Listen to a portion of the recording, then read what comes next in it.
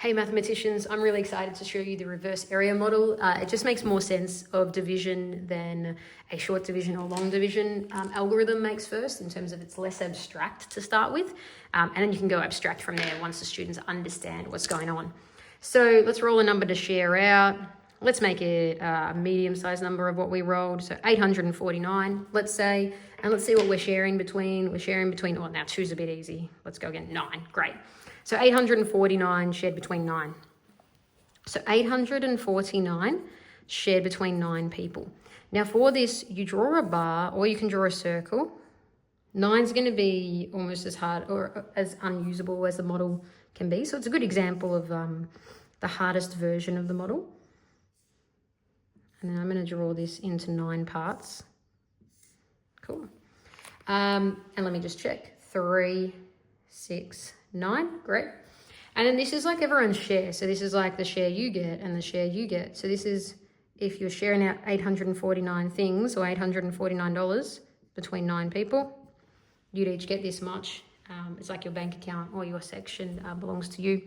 So then we're going to think, 9 groups of what could we share out to get close to this but not over? So you're going to need to know your times tables, because if you know 9 groups of 9 is 81, or your multiplication facts better, or your multiplication strategies. So 9 groups of 9 is 81, so 9 groups of 90 is 810.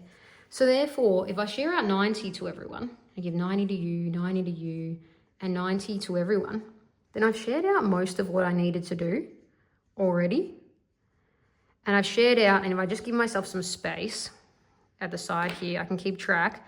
That's 810 shared out, already done. So then I only have 39 left to go. I'm sort of thinking, what groups of 9 gets me close to 39? How many 9s gets me close to 39? So 36 is shouting out to me in that multiplication strategy. So 36, 4 groups of 9. And you can keep track of your little workings here. 4 groups of 9 gets you 36. 4 groups of 9. So if I share out 4 to everyone, because I have 9 4s, or 4 9s, 9 4s.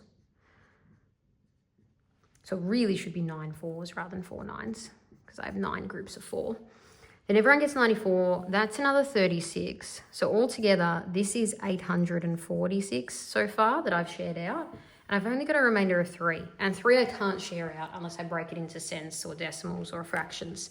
So everyone got 94 with a remainder of 3 or 3/9, or 94 and a third as the remainder, or 94 remainder 3.